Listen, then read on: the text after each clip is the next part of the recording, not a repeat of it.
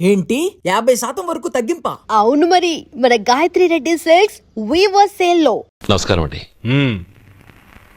రమ్మన్నారంట? నీ పచ్చళ్ళ కంపెనీ మూసేయాలి. నీకెంత కావాలి? 5 లక్షలు ఇస్తాను. చాలా? 5 లక్షలు కాదు, 50 లక్షలు ఇచ్చినా నా కంపెనీ మూయడం జరగదు. బాగా ఆలోచించుకొని చెప్పు. ఈ వ్యాపారంలో పుట్టి పెరిగినోడ్ని. నాతో పోటీ పడకు. నా చేతి కింద 6,000 మంది పనిచేస్తున్నారు. ఆంధ్ర మొత్తం నాకు బ్రాంచులు ఉన్నాయి. నేనే మార్కెటింగ్ చేయలేకపోతున్నాను. ఆఫ్టర్ ఆల్ ఒక కుటీర పరిశ్రమలా పెట్టుకొని నువ్వెలా మార్కెటింగ్ చేయగలవు? 6,000 మంది వర్కర్స్ని పెట్టుకుని ఆంధ్ర మొత్తం బ్రాంచీలున్న మీరే నా కంపెనీ చూసి భయపడుతున్నారంటే నా సరుకుల నాణ్యత ఉందనేగా. ఆ నాణ్యత ఉన్నంత వరకు నాకెవరూ పోటీ కారు. ఈ ప్రపంచంలో నేను ఎక్కడైనా మార్కెట్ చేయగలను. వస్తాను.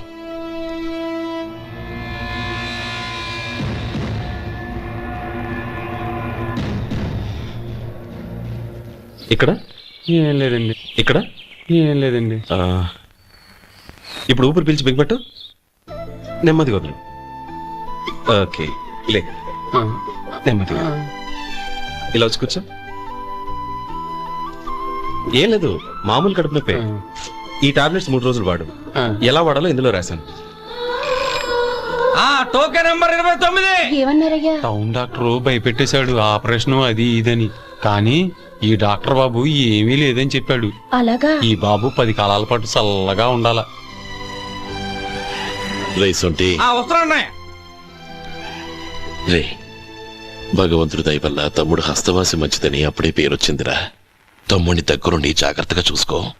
పని హడావుల్లో పడి వేళకి భోంచేయడము. అబ్బే అదే లేదన్నయ్య. 1 గంటకల్లా పేషెంట్ కట్టు, భోజనం పెట్టు. అది అలా జాగ్రత్తగా చూసుకో. నేను చూసుకుంటాను కదన్నయ్య, నువ్వు వెళ్ళు.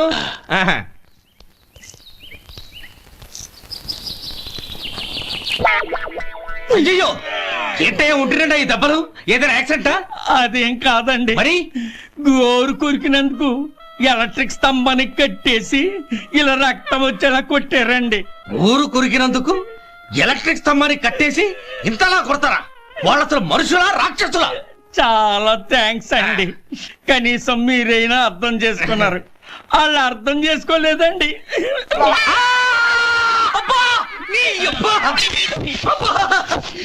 గోరు కొరకడం అంటే ఇదా? నిన్ను కొట్టడం కాదురా, నిలువురా నరికేయాలి. అబ్బా సెప్టిక్ అవుతుందో ఏమిటో.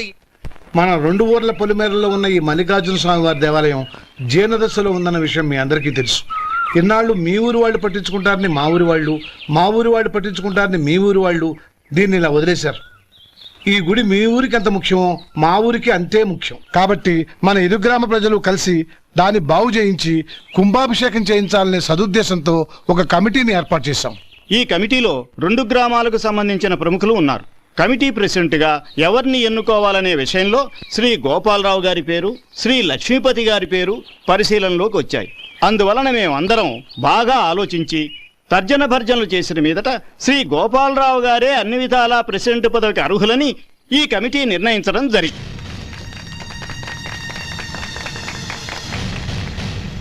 అంచేత ఈ ఉభయ గ్రామ ప్రజలు శ్రీ గోపాలరావు గారికి ఉదారంగా విరాళాలు అందజేసి ఈ శుభకార్యాన్ని జయప్రదం చేయవలసిందిగా కోరుతున్నాం. ఏంటి ఇంకా రాలేదా? ఏంటయ్యా, టైం 10 అవుతోంది. బోర్డు మీద 10 గంటలను రాసింది. మీ డాక్టర్ ఇంకా రాలేదు. అసలు మీ డాక్టర్ కి టైం సెన్స్, పంక్చువాలిటీ ఏమైనా ఉన్నాయా? ఇంతకీ మీరెవరండి? నేను డాక్టర్ అమ్మని. ఓహో, మీరు డాక్టరేనా? డాక్టర్ అంటే డాక్టర్ని కాదయ్యా, డాక్టర్ని చేసుకోబోయేదానని అర్థం. ఓహో, అవును, నువ్వెవరు? నేను ఇక్కడ టోకెన్ ఇస్తూ ఉంటానులేండి. తప్పుకో. తప్పుకోవయ్యా. అవును, మీ డాక్టర్ కి ఎవరో అన్నయ్య ఉన్నాడంట కదా, ఎలాంటోడు? ఎలాంటోడంటే అదేనయ్యా, చాలా కోపిస్తని విన్నాను. ఎందుకని అడుగుతున్నారు? ఎందుకంటావేంటయ్యా? ఆ అన్నయ్య మాట వినగానే మీ డాక్టర్ గడగడా వణికిపోతాడు. అసలు డాక్టర్ చదివే తమ్ముణ్ణి అలా భయపెట్టచ్చా? తప్పు కదా? తప్పేనండి. కాని నాకు మీ డాక్టర్ కి పెళ్ళవని ఆ అన్నయ్య సంగతి అప్పుడు చెప్తాను. ఏం చేస్తారండి? ఏం చేస్తానా? సంవత్సరం తిరగకుండానే కవల పిల్లల్ని కని వాళ్ళ అన్నయ్య చేతిలో పెడతాను. వాళ్ళకి 5 సంవత్సరాలు వచ్చేసరికి ఆయన్ని బాగా మొట్టికెళ్ళేస్తారు. అలా నా కసి తీర్చుకుంటాను. ఈ డాక్టర్ ఎప్పుడు వస్తాడో ఏంటో. అది సర్లే కానీ నువ్వు పని చేయి. ఆ, మీ డాక్టర్ రాగానే ఆ. నేను వచ్చి వెళ్ళానని చెప్పు. నేను అంటే ఓ నా పేరు చెప్పలేదు కదా, నందిని. ఏం చెప్తావు? అదేనండి, నందిని గారు వచ్చి వెళ్ళారు అని చెప్తాను. గుడ్, పైకి వస్తావు.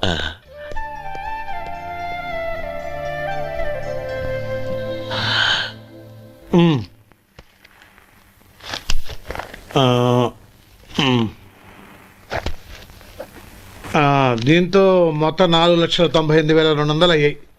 పోతే నువ్వు ఇచ్చినంత ఇవ్వలేకపోయినా ఈ దైవకార్యానికి నా వంతు చందా 1,800. దీంతో మొత్తం 5 లక్షలు పూర్తయ్యాయి. సరేరా, నేను ఈ డబ్బు తీసుకుని పట్నం వెళ్ళి బ్యాంక్ లో వేసి వస్తాను. అలాగే, నేను నీతో వద్దాం అనుకున్నాను రా, అనుకోకుండా సాయంత్రం ఇన్స్పెక్షన్ వచ్చింది. పర్వాలేదులే, వెళ్ళొస్తాను.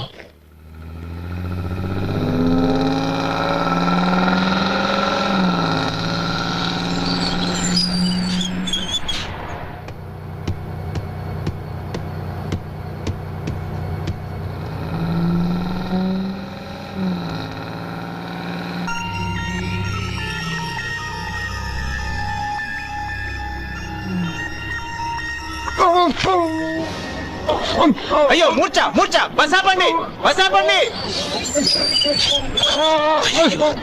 ఇదిగోండి తాళం చేతులు పూర్తి. ఈ తాళాలు చేతిలో పెట్టండి. వీటి వల్ల ప్రయోజనం లేదు. నాలుగు ఖర్చుకోకుండా పళ్ళ మధ్య పెట్టడానికి గట్టిగా ఏదైనా ఉంటే ఇవ్వండి. ఇదిగో ఇది చూడండి.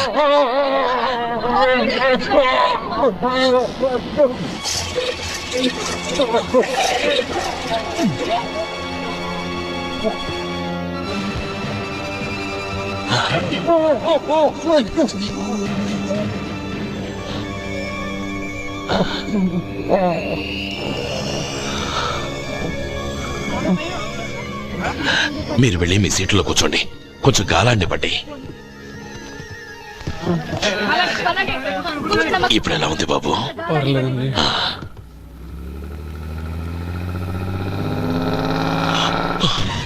అయ్యో, నా బ్యాగ్ ఎవరైనా చూసారా? అందులో 5 లక్షలు ఉన్నాయి. నా బ్యాగ్ వెంటనే బస్తాపండి. ఎవరిని కింద దిగవద్దు, అందరినీ చెక్ చేయండి. నా అంచనా తప్పు కాలేదు. వాడి మంచితనమే వాడిని దెబ్బకొట్టి మన వాళ్ళని పంపించి గుడి తాలూకు డబ్బు కొట్టేశాడని పోలీస్ కంప్లైంట్ ఇవ్వండి. ఇప్పుడు ఆ స్టేషన్లో ఎస్ఐ వాడి తమ్ముడే. వాడే వెళ్లి వాడి అన్నయ్యని అరెస్ట్ చేసి వీధుల్లో నడిపించుకు తీసుకురావాలి. అది నేను కళ్ళారా చూడాలి, మనసారా సంతోషించాలి. అయ్యో గోపాలం గారు, గోపాలం గారు, మీరు దేవస్థానం సొమ్ము దొంగిలించారని ఎవరో పోలీస్ కంప్లైంట్ ఇచ్చారంట. మిమ్మల్ని అరెస్ట్ చేయడానికి మీ తమ్ముడు గారు వస్తున్నారు.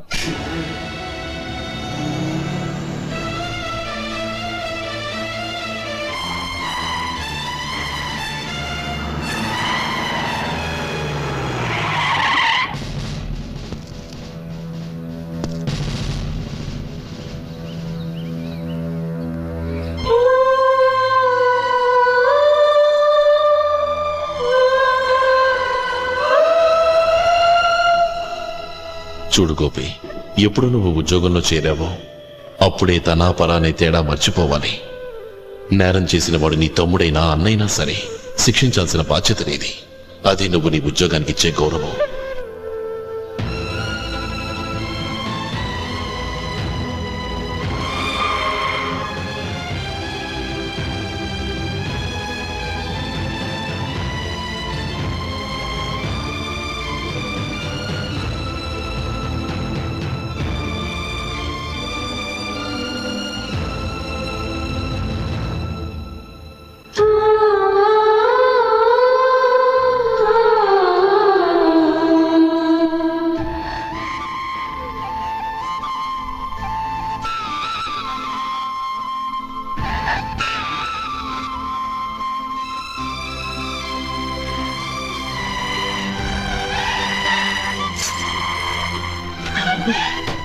అన్నయ్య, గోపి, ఏమిట్రా ఇది?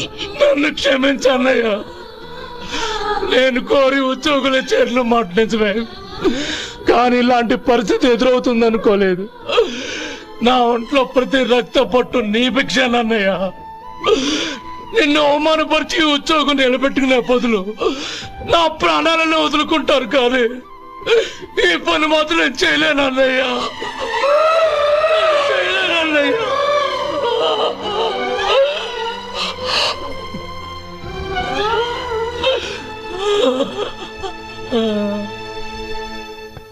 ఏరా, ఇన్నేళ్లు కష్టపడి సంపాదించిన ఉద్యోగానికి రాజీనామా చేస్తావా? కనీసం నీ పెళ్ళాం ఏమనుకుంటుందోనని ఆలోచించావా? ఇందులో అనుకోవడానికి ఏముంది మామగారు? ఎండనక వాననక కష్టపడి ఓ తండ్రి కంటే ఎక్కువగా ఈయన్ని పెంచి పెద్ద చేశారు బావగారు. అలాంటి దేవుణ్ణి అరెస్ట్ చేసే ఆ ఉద్యోగం ఈయనకు అవసరం లేదు. బాగుంది. అన్నకు తగ్గ తమ్ముడు, తమ్ముడికి తగ్గ పెళ్ళాం. సరే, మీ ఇష్టం. నానమ్మ, అన్నయ్యడి. నమస్కారం అండి. ఓ నువ్వా? రా కూర్చో. పర్వాలేదండి. ఏంటి ఇలా వచ్చావు? ఆ రోజు నా కంపెనీని మూసేయమన్నారు. ఇప్పుడు నేను మూసేయడానికి సిద్ధంగా ఉన్నాను. దానికి ప్రతిఫలంగా నాకు 5 లక్షలు కావాలి. అలాగే, నీకు కావాల్సిన 5 లక్షలు నేను ఇస్తాను. చాలా థ్యాంక్స్ అండి. కానీ మీరు మీ కంపెనీని మూసేయక్కర్లేదు. సార్. అవును మిస్టర్ మధు, మీ అన్నగారికి జరిగిన అన్యాయం గురించి తెలుసుకున్నాను. మీ కుటుంబం గురించి కూడా విన్నాను. సహజంగా అందరూ ఐకమత్యానికి ఉదాహరణ రామలక్ష్మణులు అంటారు. కానీ ఆ రామలక్ష్మణులు ఎలా ఉంటారనేది పుస్తకాల్లో చదవడం తప్ప ఎవ్వరూ చూడలేదు. మీ అన్నదమ్ములను చూస్తే ఆ రామలక్ష్మణులు ఇలాగే ఉండేవారేమో అనిపిస్తుంది. అలాంటి కుటుంబానికి ఇలాంటి ఇబ్బంది రావడం నిజంగా దురదృష్టం. రామునికి హనుమంతుల్లా కాకపోయినా ఏదో ఉడతా భక్తిగా నా వల్ల వీలైన సహాయం ఈ 5 లక్షలు తీసుకో. మీ కంపెనీ పేరు మీదే అన్ని సరుకులు తయారు చేయండి. నేను వాటిని ప్రపంచమంతా మార్కెటింగ్ చేస్తాను. సార్, మీ రుణం ఉంచుకోను. తొందరలోనే తీర్చేస్తాను. స్నేహితుల మధ్య రుణాలేంటి మధు? We are friends.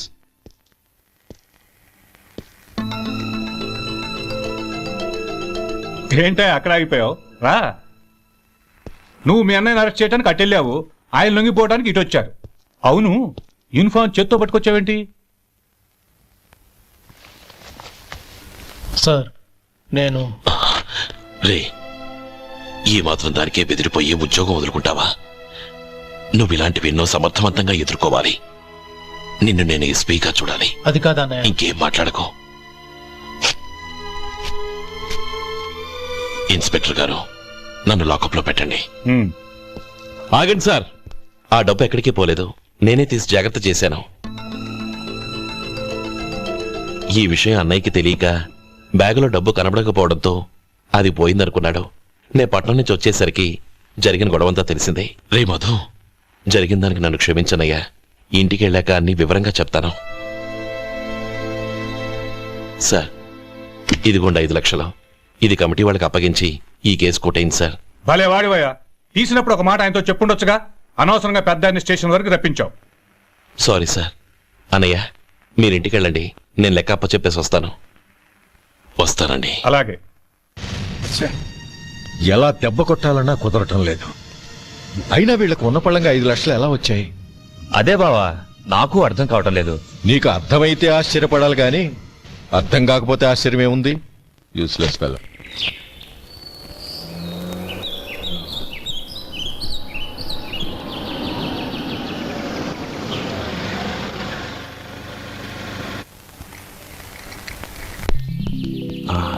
నువ్వు ఇక్కడే ఉండు. అన్నయ్య మూడు ఎలా ఉందో చూసి నేను లోపలికి తీసుకెళ్తాను. ఓకే? అలాగే.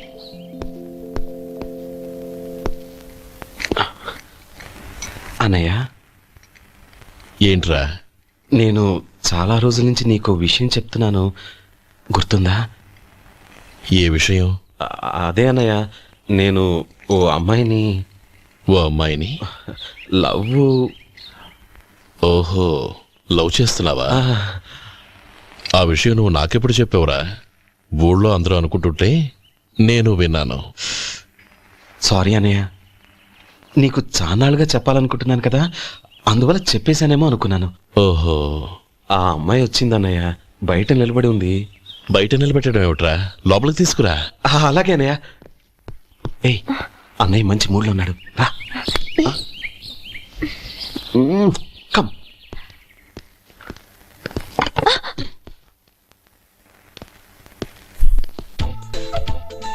ఎందుకంటావేంటయ్యా?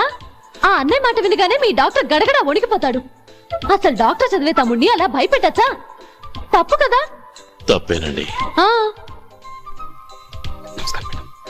నమస్కారం. అదేంట్రా, మనిషో పక్కనుంటే నమస్కారం ఇంకో పక్కన ఉంది? అది మర్యాద అన్నయ్య మర్యాద. ఆహా, అవును, నీ పేరేంటమ్మా? నందిని. ఆ నందిని. నందిని అన్నయ్య. ఏ ఆ ముక్క తను చెప్పలేదా? పెద్దలంటే మహాగౌరవం అన్నయ్య. మేమిద్దరం ఇంత క్లోజ్ ఫ్రెండ్స్ కదా, ఆయన నాతో కూడా ఎక్కువ మాట్లాడదు. ఓహో కదా. నాకు మీ డాక్టర్కి పెళ్ళవని అప్పుడు అన్నయ్య సంగతి చెప్తాను. ఏం చేస్తానండి? ఏం చేస్తానా? సంవత్సరం తిరగకుండానే కవల పిల్లల్ని కని వాళ్ళ అన్నయ్య చేతిలో పెడతాను. వాళ్ళకి 5 సంవత్సరాలు వచ్చేసరికి ఆయన్ని బాగా ముట్టిగలేస్తారు. అవును, అమ్మాయి మోహం చూడకుండా నిర్ణయం ఎలా తీసుకోనరా? తలెత్తు.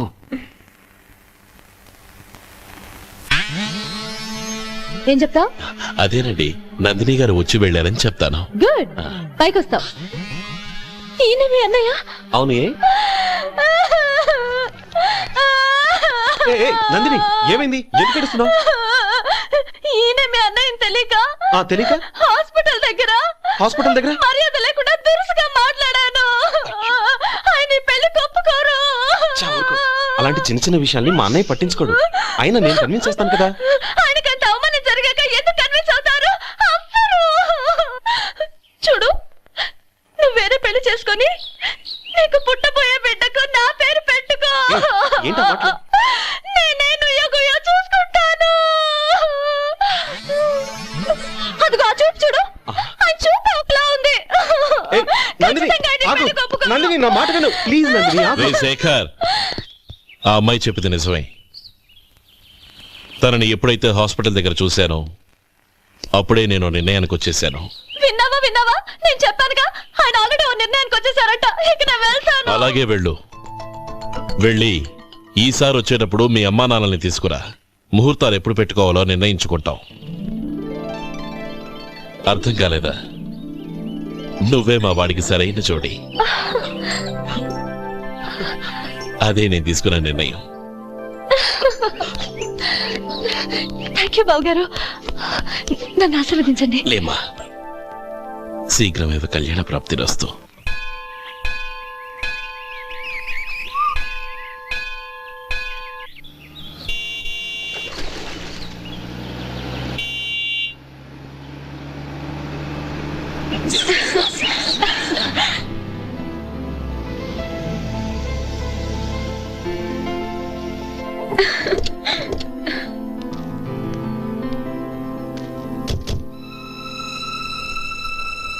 రామా,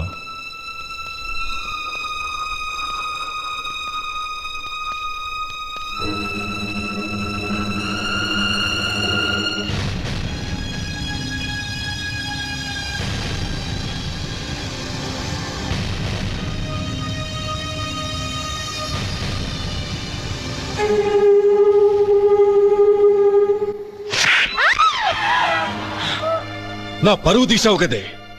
ఒక బెచ్చగాడిని నువ్వు కోరుకున్న వాడికి ఇచ్చి చేసేవాడిని. కానీ నువ్వు ఎవరిని ప్రేమించావో తెలుసా?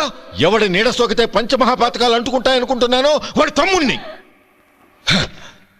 ఆ రోజు ఆ గోపాలం గాడు నిశ్చితార్థం వరకు వచ్చి నా చెల్లెల్ని చేసుకొని వెళ్ళిపోయాడు. ఆ ఆవేశంలో తొందరపడి ఓ పొరుగురు వాడికి నా చెల్లెల్నిచ్చి పెళ్లి చేశాను. ఆ తర్వాత తెలిసింది వాడికి అంతకుముందే పెళ్లి అయిపోయిందని. వాడు పెళ్ళైన వాడైనా పర్వాలేదు, పరమ దుర్మార్గుడు. ఇంకొకరిని ప్రేమించిన దానివేగా అని దెప్పి పడుస్తూ నా చెల్లెలకి మాటలతోనే నరకం చూపించాడు. అటు ప్రేమించిన వాడు దగా చేశాడు, ఇటు చేసుకున్నవాడు కిరాతకుడు. ఇలా చిత్రవధ అనుభవించి నా చెల్లెలు ఒకరోజు స్టవ్ పేలిపోయి చనిపోయింది. దీనికంతటికి కారణం ఎవరు? వాడు అన్న. అటువంటి వాడింటికి కోడలుగా వెళ్తావా? ఒక్క మాట చెప్తున్నాను విను. నువ్వు జీవితాంతం పెళ్లి చేసుకోకుండా ఇంట్లో పడినా పర్వాలేదు గాని వాడి తమ్ముడితో మాత్రం నీ పెళ్లి జరగదు. రేయ్, పురోహితుని రమ్మని చెప్పు. వచ్చే ముహూర్తంలోనే నీకు నందినికి పెళ్లి.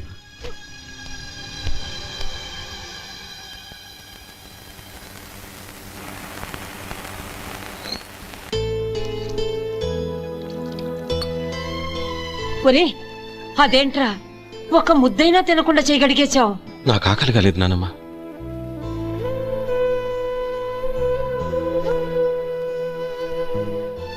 ఆ అమ్మాయి చాలా మంచిది, చదువుకున్న పిల్ల, మనందరికీ బాగా నచ్చింది. కానీ ఆ లక్ష్మీపతి గారి గురించి ఆలోచిస్తేనే నాకు భయం వేస్తోంది. వాడు మన కుటుంబం ఎప్పుడెప్పుడు విడిపోతుందా అని ఎదురు చూస్తున్నాడు. అన్నయ్య, ఆ అమ్మాయే కాదు, ఈ ప్రపంచంలో మన కుటుంబం కంటే నాకేది ఎక్కువ కాదు. ఆ పెళ్లి గురించి నేను మర్చిపోయాను, మీరు మర్చిపోండి.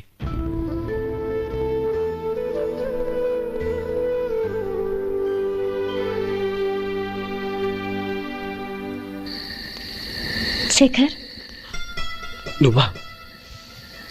ఏంటి ఈ టైంలో వచ్చావు? నీతో ఓ విషయం మాట్లాడాలి. ఒకసారి బయటకు వస్తావా?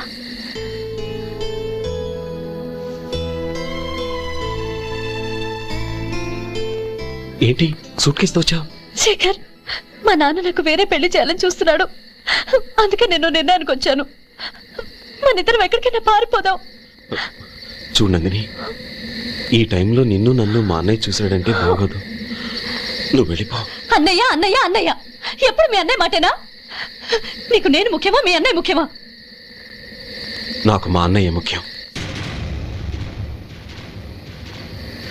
శేఖర్, నీ గుండెల మీద చేయి వేసుకొని చెప్పు, నన్ను మర్చిపోయిన సుఖంగా ఉండగలవా? అది నాకు తెలియదు, కానీ మా అన్నయ్యకు తలవంపులు తెచ్చి ఖచ్చితంగా నేను మనశ్శాంతితో ఉండలేను. నా పరిస్థితి అర్థం చేసుకో. దయచేసి మీ నాన్న చూసిన సంబంధం చేసుకుని సుఖంగా ఉంటుంది. చాలా టైం అయింది, ఇంకా బయలుదేరా.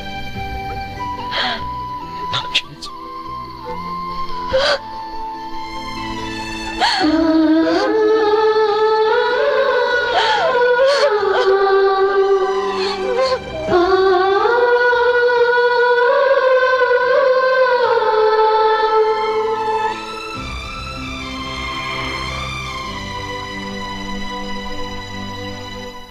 ఏంట్రా అలా మౌనంగా కూర్చున్నావు? ఏం లేదురా, కోరుకున్న అమ్మాయి రా పారిపోదామని వస్తే మా అన్నయ్య బాధపడే పనేది నేను చెయ్యలేను, నన్ను క్షమించని ఆ అమ్మాయిని పంపించేసాడ్రా నా తమ్ముడు. అదిరా వాడికి నా మీద ఉన్న అభిమానం.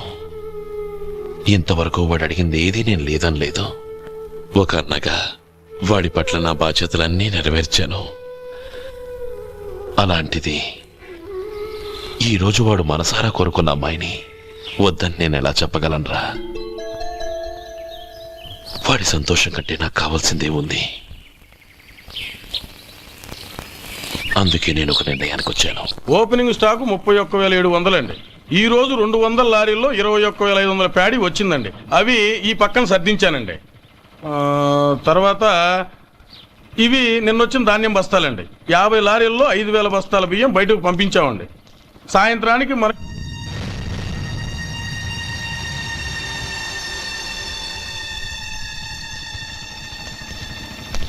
వీడెందుకు వచ్చాడు ఇక్కడికి? నమస్కారం. ఎందుకు వచ్చాడో అడుగు. నీ సహాయం అర్థించొచ్చాను.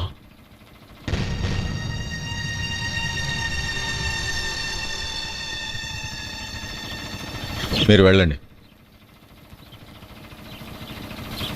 ఆ రోజు నీ చెల్లెల్ని నేను చేసుకోనన్నాను. ఏ పరిస్థితిలో అలా అన్నానో నీకు తెలుసు.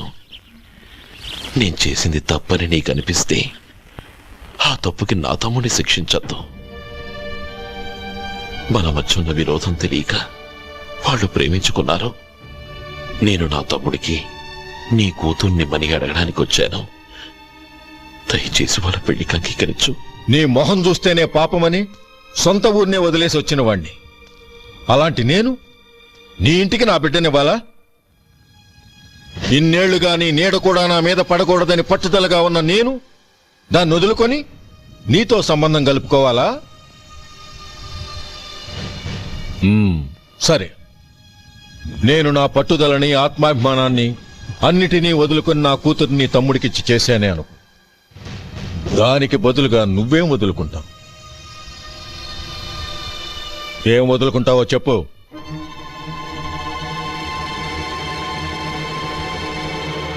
నీ ప్రాణాలు వదులుకుంటావా?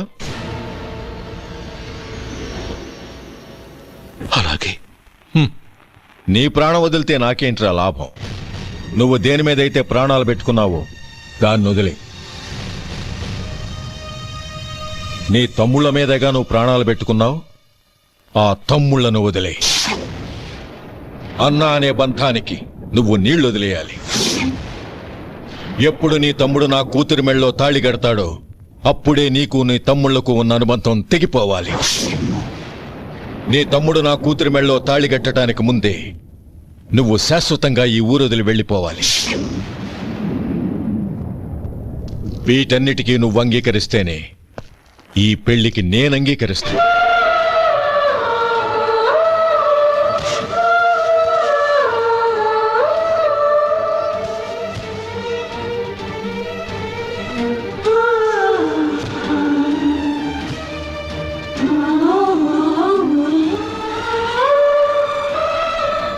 ఏమంటావు?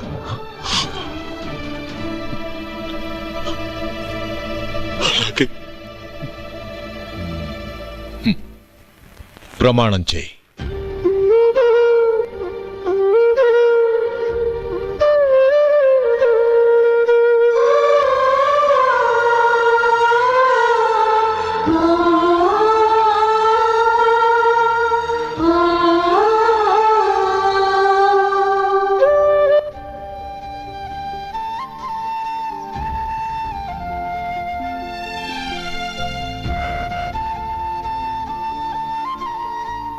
వస్తాను.